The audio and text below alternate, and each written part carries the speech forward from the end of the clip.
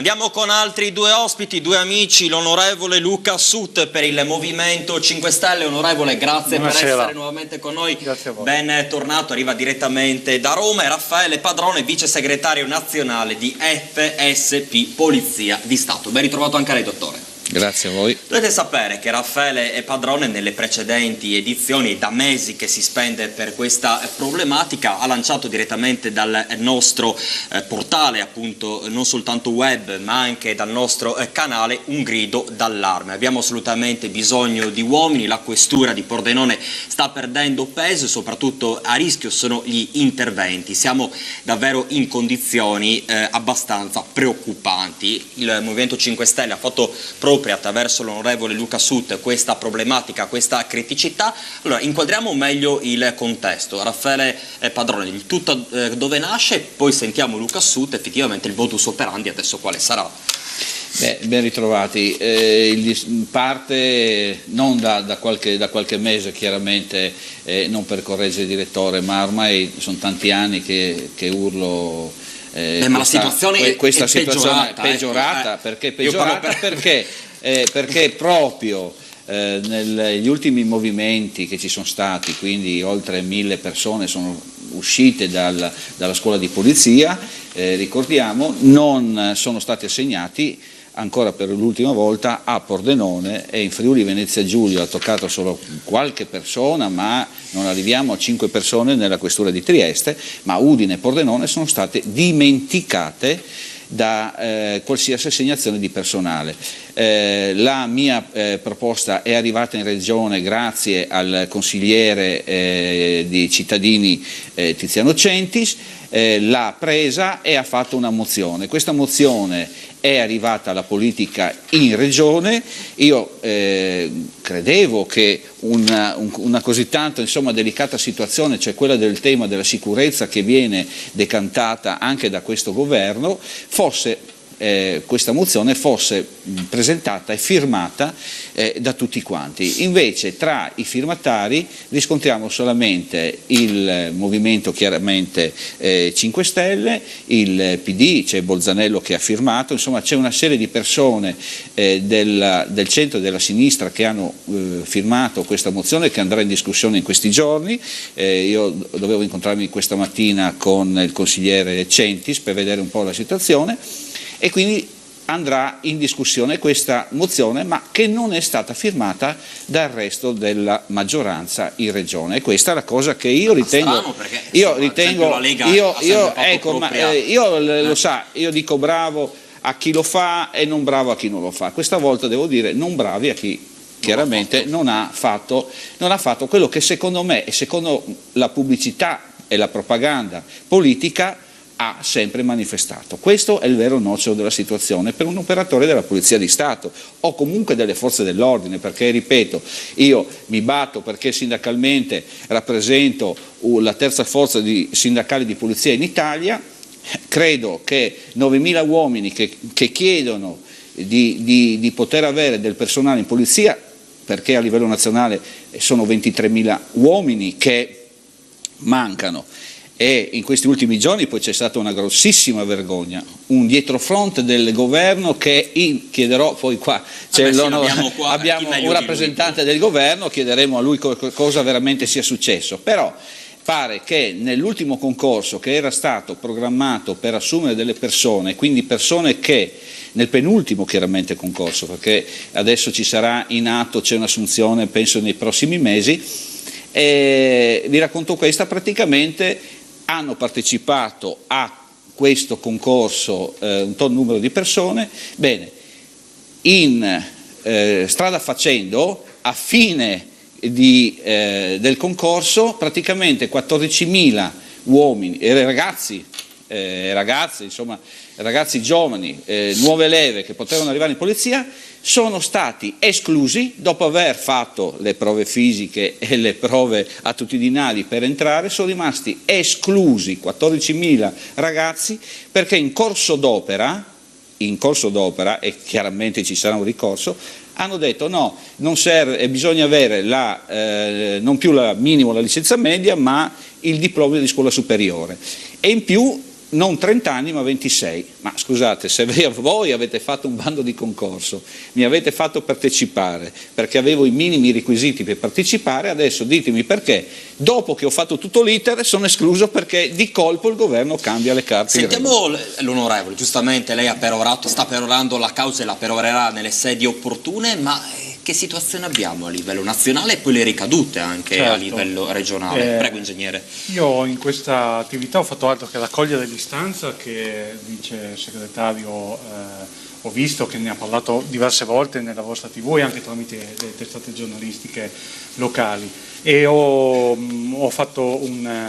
contattato, è chiaro, per capire qual è la situazione. In più ho fatto alcuni approfondimenti anch'io e ho deciso appunto di interrogare con un'interrogazione a risposta scritta il Ministero degli Interni, quindi il Ministro degli Interni, per capire qual è... Quindi direttamente Salvini? Certo, adesso vedremo chi risponderà, insomma, del Ministero. E ho appunto descritto qual è la situazione, che è quella in cui la questura di Pordenone deficita di alcuni parecchi uomini. Se dobbiamo tornare dietro di 5 anni, scusi onorevole, sono almeno una sessantina. Chiaro. Attenzione che ogni mese vanno in pensione, ogni anno vanno in pensione. Io ho riportato nell'interrogazione appunto l'esempio del 2017 che ha visto l'assunzione di 15 poliziotti, e nello stesso anno sono andati in pensione 20 persone, 27 persone. Siamo andati in negativo. Quindi chiedo appunto, visto che con l'ultimo corso di scuola allievi di polizia di febbraio 2019 nessuno è stato destinato a Pordenone, tenendo conto che c'è anche un bisogno di cambio di generazionale, nel senso di forze più giovani. Quantomeno sulla strada, no? Perché i banditi hanno sempre la stessa età.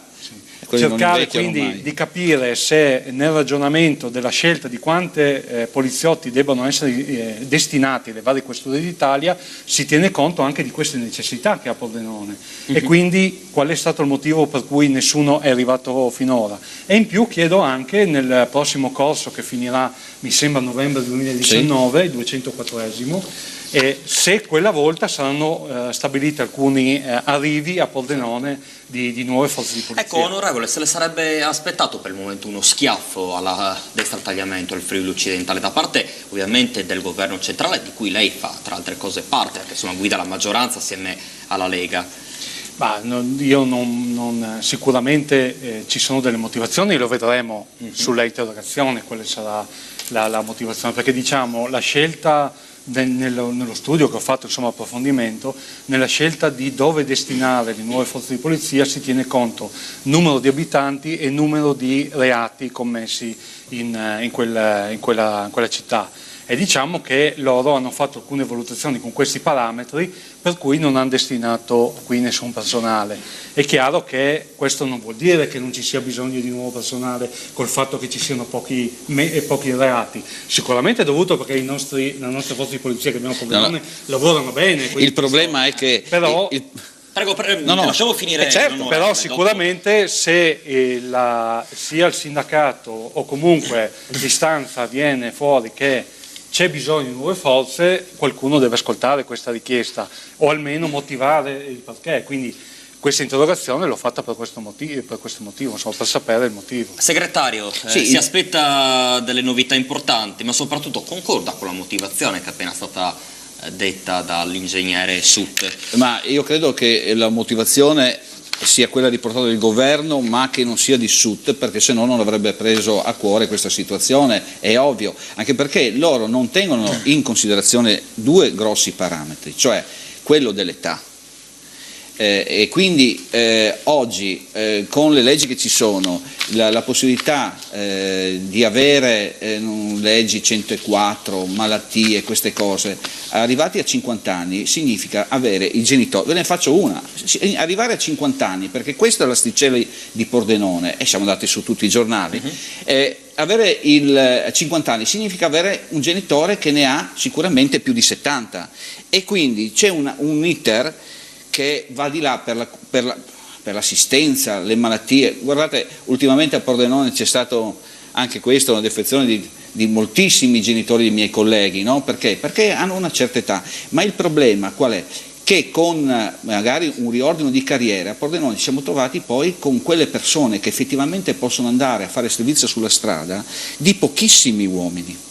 Cioè non fanno questa distinzione, al governo non guardano che la polizia sta invecchiando, come a Pordenone, così a Roma, così a Milano, certo, così a Torino, però voglio dire, sta invecchiando e abbiamo persone a Pordenone, 10 persone che sono quelle che vengono utilizzate poi fondamentalmente su tutti i servizi esterni, perché non c'è solo la volante che deve essere garantita, sicuro, che voi chiamate, okay? Ma ci sono tutti quei servizi esterni e c'è la manifestazione politica e c'è la manifestazione sportiva e c'è lo sciopero e c'è l'attività della processione e c'è il carnevale, cioè persone che vengono inserite e messe sulla strada, quindi in ufficio, fuori, dentro, insomma, poi ripeto, con 10 persone che girano. sicuro.